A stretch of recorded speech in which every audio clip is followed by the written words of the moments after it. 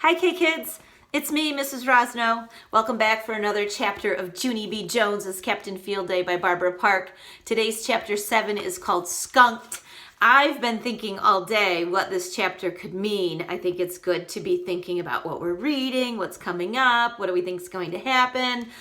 I'm just guessing that maybe a skunk comes onto the field during field day. That's my prediction. So let's see what happens. The skipping race came next. Room 9 chose our fastest skippers. Their names were Charlotte, Jamal Hall, That Grace, Linny, and Meanie Jim. Those people can skip like lightning, I tell you. I made up a cheer for them. Its name was Go Skippers. Here are the words for it. Go Skippers, go Skippers, go Skippers, go Skippers. I cheered real loud in front of room 8 because I really thought we would win this one. Only what do you know? We didn't. Some of our skippers even cried a little bit. We got skunked, said Linny, very sniffling. Skunked means our score is a big goose egg, said Jamal Hall.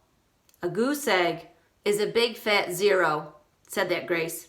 Yeah, a big fat 0 is when you're stinking up the place, said that Meanie Jim. Mrs. did not like that kind of talk. Hey, that's enough of that, she said. I'm very proud of all of you. You did your best, and that's all anyone can ask. Right, Junie B? Yes, I said. Plus also, a win would be nice. I sat down. Mrs. looked at me a real long time. The tug of war is the next event, said Mrs. How about another cheer from our team captain to get us all charged up? No, thank you, I said. I already did a cheer for the skipping team, and look where that got us. Mrs. made squinty eyes at me.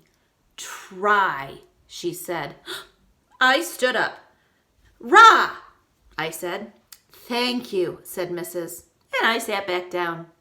So all of us lined up for the tug of war. Room 8 held onto one side of a rope, and room 9 held onto the other side. Mrs. tied a bow right in the middle of the rope. Then she drew a line on the ground in front of each team. Okay, people, she said. Whichever team pulls the bow over their own line is the winner. Is everybody ready? Yes, yes, yes, shouted room 8. Room 9 just looked at her. William was behind me. I'm not that good at the tug of war, Junie B, he whispered. I never even did the tug of war before. Ha! Join the club, bub, I grumped. After that, the room 8 teacher blew her whistle, and both of our teams started to pull very hard. Room 9 pulled and pulled with all of our strength. People, we're doing it, I shouted, very shocked. We're doing it! Then we pulled some more. Then all of a sudden, we heard a loud howler. Ooh! It was Strong Frankie. He yanked the rope as hard as he could. Then Linny and Ricardo fell down in the grass, and the bow went over the line. Room 8 went crazy and happy. They were loud and laughing. Room 9 walked to the water fountain, very sad. Then we sat down next to the building, and we didn't talk for a very long time.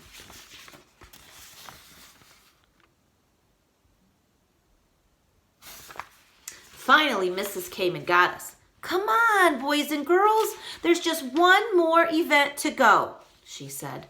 She took us to the pull-up bar. The room 8 teacher smiled real big. All right, everybody, she said. It's time for the pull-up contest. Polly Allen Puffer stared at her. Big whoop, he said. Then the room 8 teacher tattled on Polly Allen Puffer, and he had to sit by himself for a timeout. Mrs. was not happy with us. Okay, children, I understand that you're not in a good mood, but one of the things we learn in field day is to never give up. Room 9 is not a bunch of quitters, are we, Junie B? I looked at room 9's faces. Pretty much, I said. Mrs. threw her hands in the air. Okay, that's it, she said. I'm not going to take no for an answer. There must be someone in room 9 who has the spirit to keep trying. Which one of you children has the courage not to give up, huh? How about you, Jamal? Will you try to do a pull-up for the team? She asked. Jamal Hall pulled his shirt up over his face so no one could see him. I believe that's a no, I said. Mrs. looked around some more. Grace, she said, how about you? Will you try to do a pull-up for us? No, I can't, said that Grace. I really, really can't. I'm only strong in my feet. I'm not, yelled a loud voice. I'm strong all over my whole body. Room 9 turned around, and guess what? It was Strong Frankie again. He made another arm muscle at us. Oh, I stamped my foot at that guy.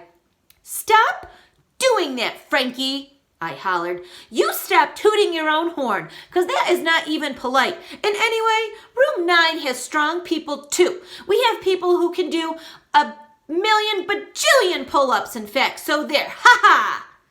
Strong Frankie crossed his muscly arms.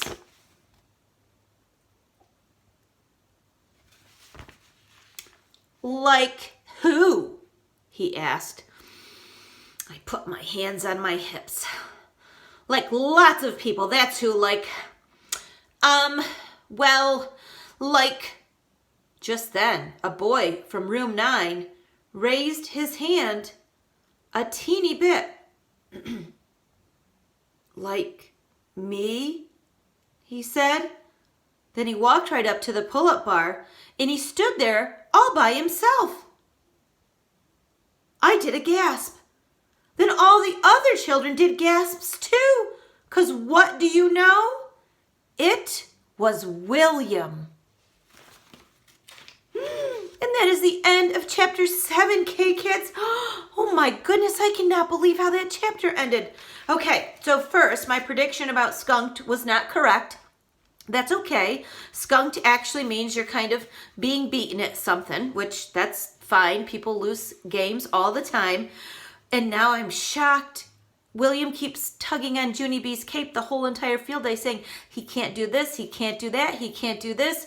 And now guess what? The last event, which is pull-ups, he says he can do. Okay, chapter 8 is called William.